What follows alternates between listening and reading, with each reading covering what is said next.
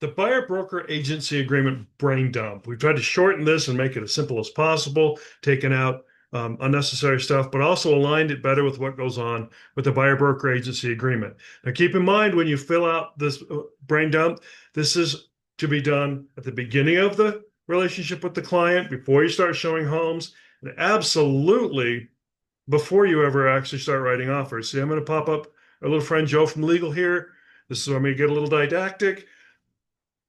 But the Division of Real Estate has become very serious about doing what they can to enforce the regulations and the procedures that we have this at the beginning of the relationship. During third quarter of 2025, only 3 agents were listed on the naughty list, the list of agents who were sanctioned, and one of those had a $2,500 fine because he sent the buyer broker agency agreement, all the documents with it, and the offer all at the same time for his client to sign, did not explain any of the documents to the buyer. Buyer signed them all, goes through the process, successfully bought the home, but after the transaction was completed, went back and started actually looking at the documents, took him to an attorney and said, what do all these mean? And found out that his buyer broker compensation amount was negotiable according to the contract. Filed a complaint with the division that all of that was sent in at the same time, wasn't explained to him, and the agent was sanctioned and a $2,500 fine for doing it all at once and failing in his fiduciary duty to make sure his client understood the contract, but also emphasizing that he did it all at once. So we're here to make sure that you're getting the documents filled out correctly and in a timely manner. Now, when you fill this out, this is for the buyer broker agency agreement. It also includes the affiliated business agreement we're required to have, the buyer due diligence checklist, the wire fraud alert disclosure, the FOIA protection at home inspection, and we also include a form for the buyers to sign that as a brokerage. We can receive a copy of their appraisal once it's completed, so we can put that in their file.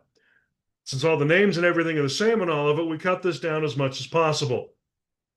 You're going to see the same preamble on every one, so just a quick reminder as you read this, turnaround time is about an hour. This is not instantaneous. Our transaction coordinator does have other things going on. If you need a rush, if you need it right away, contact our transaction coordinator and make sure a rush is possible. If the transaction coordinator is super busy, then contact me. I'll do what I can. We'll get this out as quickly as we can, but know that we are, busy people as well. And then there's an explanation of our after hours submission. If it's after regular office hours or weekends, you can pay the transaction coordinator directly through Venmo. And if it's a holiday, call me, call Marty. But here's what we're going to go with: first and last name, so we know who it belongs to. Lead source. This is for BrokerMint.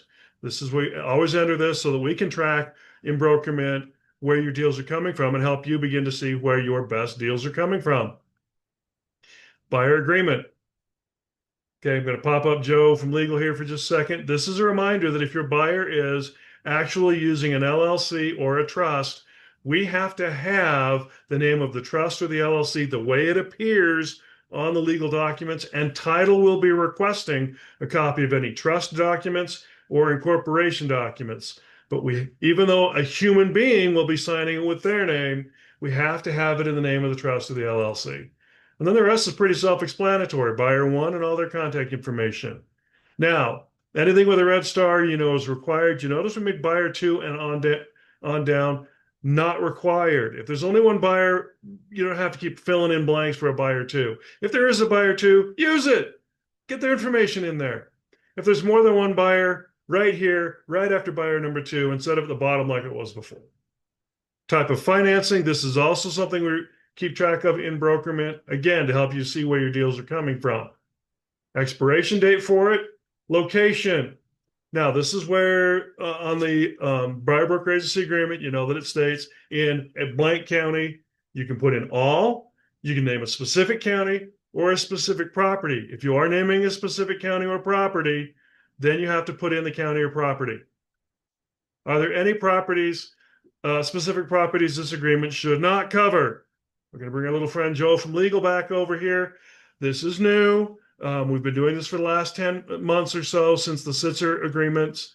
However, when you're working with a new client, as you show, if you ask them if they have seen any other properties with another agent and they self-disclose a property, then we need to put that on there to protect you, because you need to explain to your client if they saw a home with another agent and now they decide to work with you to buy it, they could be putting themselves into a situation where the first agent could come back to them at the completion of the contract and sue them as the buyer for the commission because they signed an agreement with that other buyer agent to show them the house. You're best off restricting that and saying, all right, that house we're not going to touch.